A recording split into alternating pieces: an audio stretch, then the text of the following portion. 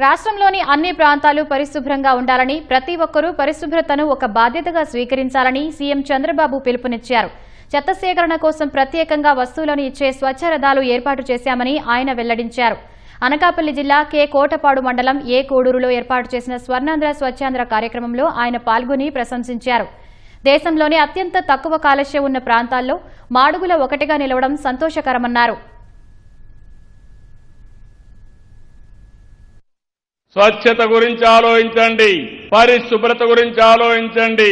సమాజ హితం కోసం రోడ్డు మనదే, ఇల్లు మనదేనే గాని మనస్తత్వం వస్తే ఆటోమేటిక్ గా చాలా సమస్యలు పరిష్కారం అవుతాయి.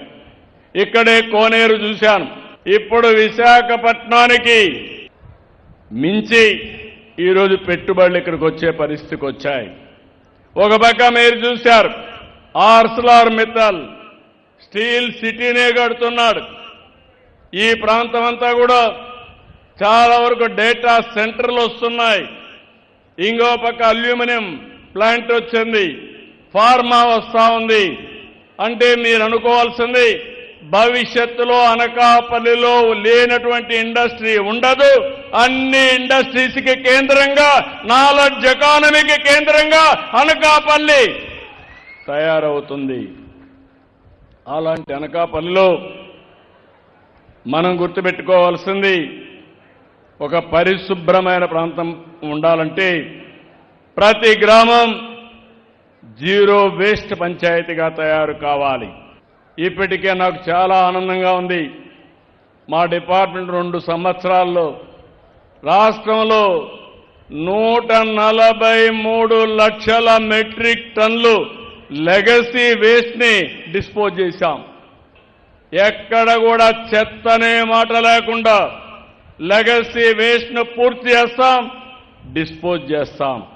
మరుగుకు మాత్రం ఎక్కడా బయట పోకుండా బాధ్యతగా మనందరం మరుగుదొడ్లు ఉపయోగించుకోవాలి. దేశంలో కంటే పొల్యూషన్ తక్కువ ఉండే ప్రాంతం మన మాడుగుల నియోజకవర్గం అని మీ అందరికీ విజ్ఞప్తి చేస్తున్నారు.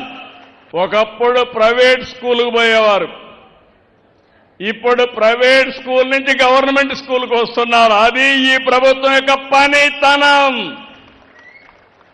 మనకేం తక్కువ ఉన్నాయండి మన స్కూళ్ళకి? ప్రైవేట్ స్కూళ్ళన్నీ రెంటెడ్ బిల్డింగ్లు, సరైన ప్రెమిసెస్ ఉండదు. ఈరోజు మనకు మంచి బిల్డింగ్లు ఉన్నాయి, మంచి వాతావరణం ఉంది, మంచి టీచర్లు ఉన్నారు. మా టీచర్లు మనసు పెడితే ప్రపంచాన్ని జయించే పిల్లల్ని తయారు చేసే శక్తి ఈ టీచర్లకు ఉంది. అందుకే మొట్టమొదటిసారిగా ఓడిఎఫ్ అంటున్నా, ఇప్పుడు నెట్ జీరో అంటున్నా, భవిష్యత్తులో కార్బన్ న్యూట్రల్ అంటున్నా. ఈరోజు ఇంకొక పక్కన కూడా నేచురల్ ఫార్మింగ్ కూడా వెళ్ళాం. ఈ విషయం కూడా మీరు గుర్తుపెట్టుకోవాలి. ప్రకృతి సేద్యం భవిష్యత్తుకు ఇది ఒక పెద్ద మార్పు అవుతుంది. ఇలాంటివన్నీ కూడా మనం చూసినప్పుడు లైఫ్ స్టాక్ లో మీరు చూడండి, మిథేన్ రిడక్షన్. మీరు ఎక్కడన్నా పశువులు వేసే పేడ చూస్తే అందులో నుంచి గ్యాస్ వస్తుంది. ఈ విషయం కూడా ఆ గ్యాస్ గాని సరిగా ఉపయోగించుకుంటే బయోగ్యాస్ తయారవుతుంది. అంటే ఒక్కొక్క దానికి ఒకటి there is a science. Green cover రాష్ట్రంలో 50% ఉండాలని నా కోరిక. అప్పుడే ప్రతి ఒక్కరికి సస్టైనబిలిటీ ఎన్విరాన్మెంట్ ఉంటుంది. ఇలాంటి చాలా సమస్యలు ఉంటాయి. నేను ఈరోజు మీ అందరికీ చూస్తే గడిచిన 1.5 సంవత్సరంగా నేను ఈ కార్యక్రమానికి శ్రీకారం చుట్టాను. నేను ఒకటే మీ అందరికీ హామీ ఇస్తున్నా, ఇప్పటితో వదిలిపెట్టను. మీ అందరి ఆరోగ్యం బాగుండే వరకు, దేశంలో ఆంధ్రప్రదేశ్ నెంబర్ 1 గా తయారు చేసే వరకు ఇలాంటి కార్యక్రమాలతో మీ ముందుకు వస్తానని మరొక్కసారి తెలియజేస్తున్నా.